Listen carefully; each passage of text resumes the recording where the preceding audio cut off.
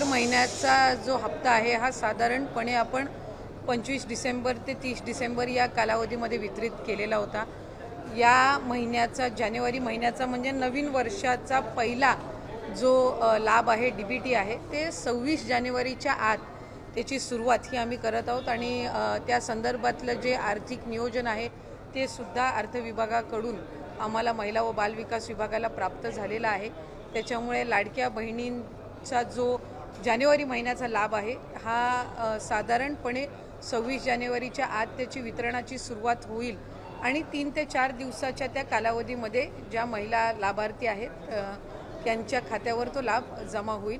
मला आपल्या माध्यमातून सर्व लाडक्या बहिणींना आज जानेवारी महिन्याच्या संदर्भातले अनेक माध्यमांकडून सुद्धा विचारलं जात होतं आणि बऱ्याचशा लाभार्थ्यांकडून सुद्धा साधारणपणे तो प्रश्न उपस्थित केला जात होता।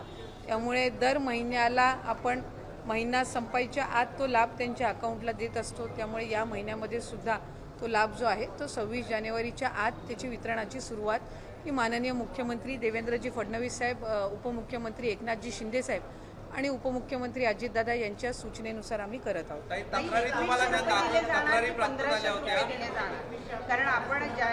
ताई, या संदर्भामध्ये आम्ही आधी सुद्धा बऱ्याचशा वेळेला स्पष्टीकरण दिलेलं आहे।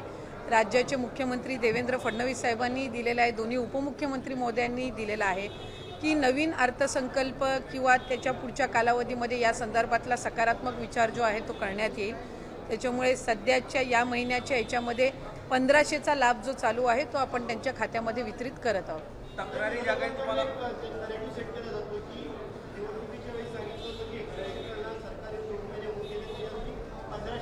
नाही, विरोधकांनी तर सुरुवातीपासून या योजनेवर टीकाच केलेली आहे। त्याच्यामुळे सुरुवातीला तर ते म्हणायचे की 1500 सुद्धा राज्याला कुठंतरी आर्थिकरित्या खपाट्याला नेण्याचं काम हे सरकार करत आहे, महायुतीचं सरकार करत आहे, असे वेगवेगळे त्यांनी आरोप केलेले आहेत। त्यांनी त्यांच्या मॅनिफेस्टोमध्ये सुद्धा 3000 ते करतील अशा पद्धतीचं त्यांनी काही घोषणा त्यावेळेला केलेली होती।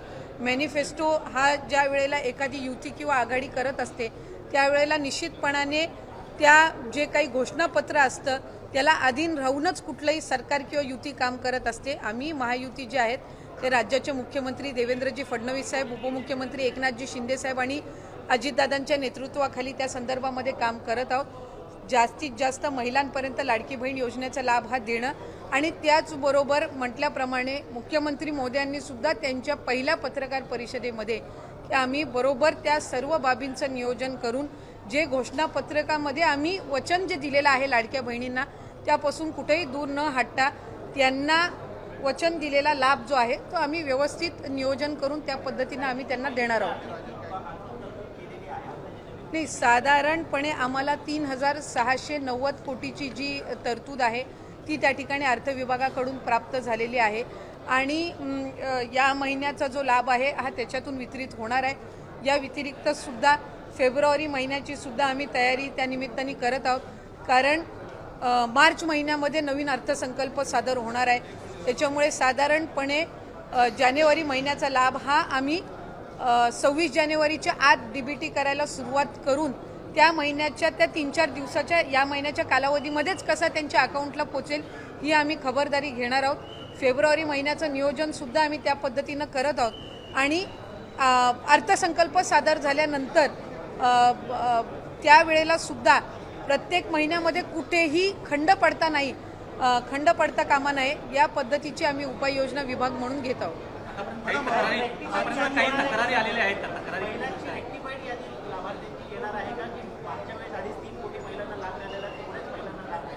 साधारणपणे आमच्याकडे गेल्या डिसेंबर महिन्यामध्ये जो लाभ आपण दिला तो 2,43 का 2,47 सुमारे तितक्या लाडक्या बहिणींपर्यंत तो लाभ पोहोचला होता। काही तक्रारी आमच्याकडे प्राप्त झाल्या, काहींनी स्वतःहून सुद्धा त्यांचा जो लाभ आहे त्यांना उत्पन्नामध्ये वाढ झाली आहे किंवा कुठे ड्युप्लिकेशन झालेलं आहे, त्यांनी दुबार भरलेला आहे किंवा एका योजनेचा लाभ घेतलेला आहे ते त्यांना 2-3 महिन्याच्या कालावधीमध्ये जाणवलेला आहे। कारण बऱ्याचशा वेळेला जो या योजनेचा लाभ आहे तो 3 महिन्याचा एकत्र सुद्धा आम्ही वितरित केलेला आहे दिवाळीच्या पार्श्वभूमीवर। त्याच्यामुळे त्यावेळेला त्यांच्या लक्षात आलेलं आहे। त्यामुळे साधारणपणे जे ड्युप्लिकेशन झालेले आहेत, ज्यांनी वेगवेगळ्या योजनांसहित या योजनेचा लाभ घेतलेला आहे तसे असतील किंवा 2 वेळा अर्ज भरलेले असतील किंवा एखाद्या ह्याचा लाभ घेतलेला असेल तर असे साधारणपणे जे आहेत ते कमी होतील। त्यामुळे फार काही त्याच्यामध्ये लाभार्थ्यांच्या संख्येमध्ये फार काही फरक हा पडणार नाही। स्वइच्छेने आणि अशा काही क्रॉस व्हेरिफिकेशनमध्ये किंवा खालून स्थानिक प्रशासनामधून ज्या तक्रारी आलेल्या आहेत त्यातून जी काही थोडीफार कमी होतील ते, आणि इतर जी क्रॉस व्हेरिफिकेशन आहे ज्यांचं उत्पन्नाचं आणि इतर दाखले अजून सबमिट झालेले नाही आहेत हे ग्रॅज्युअली होत राहील। त्यामुळे साधारणपणे या महिन्यामध्ये जो आकडा आहे तो आधीच्याच सारखा राहील। काही 1% जर त्याच्यामध्ये काही फरक झाला तर, म्हणजे जर 1-2 लाखाचा जर फरक झाला तर महायुतीची बैठक नावाची शिफारस करण्याचे अधिकार आता मुख्यमंत्र्यांना दिलेले आहेत। काय एकंदरीत मंत्री परिषदेत चर्चा झाली? नाही, मंत्रिमंडळाच्या ह्याच्यामध्ये सर्व मंत्री महोदय असतील, आमचे दोन्ही उपमुख्यमंत्री असतील, त्यांच्या उपस्थितीमध्ये तो झालेला निर्णय, आणि शेवटी राज्याचे मुख्यमंत्री म्हणून आमचं सगळ्यांचंच ते नेतृत्व त्या ठिकाणी करतात आणि तो अधिकार हा राज्याच्या मुख्यमंत्र्यांना फडणवीस साहेबांना मंत्रिमंडळाच्या बैठकीमध्ये सर्व मंत्र्यांच्या एकंदर शिफारसीने त्या ठिकाणी देण्यात आलेला आहे। महायुतीची बैठक पार पडली, त्या बैठकीमध्ये धनंजय मुंडे उपस्थित नव्हते। आज मंत्री परिषद झाली, तसेच आज कॅबिनेट झाली, ते उपस्थित नाही, म्हणजे त्यांच्यावर राजीनाम्याचा दबाव आहे, यामुळे ते साईडला होतात। नाही, मला वाटते त्या संदर्भातली जी काही चर्चा आहे ती त्यांची राज्याचे मुख्यमंत्री फडणवीस साहेब, अजितदादा, आमच्या पक्षाचे नेतृत्व यांच्यासोबतच्या स्तरावर असेल। आज काही पूर्वनियोजित कार्यक्रमामुळे ते मंत्रिमंडळाच्या बैठकीमध्ये नव्हते, कारण त्यांनी त्या संदर्भातली जी माहिती आहे ते मुख्यमंत्री महोदयांना आणि दादांना त्या ठिकाणी दिलेली होती, त्याच्यामुळे ते आज नव्हते। आणखीन 1-2 मंत्री काही पूर्वनियोजित कार्यक्रमामुळे येता आले नव्हते, कारण इतर वेळेला आमचा जो कॅबिनेटचा दिवस असतो हा मंगळवारचा असतो। आज काही मंत्र्यांचे त्या ठिकाणी कार्यक्रमही होते, त्यांनी त्या पद्धतीनं मुख्यमंत्र्यांकडनं पूर्वपरवानगी घेऊन त्या ठिकाणी मंत्रिमंडळाच्या बैठकीमध्ये नव्हते। एबीपी माझा, उघडा डोळे बघा नीट।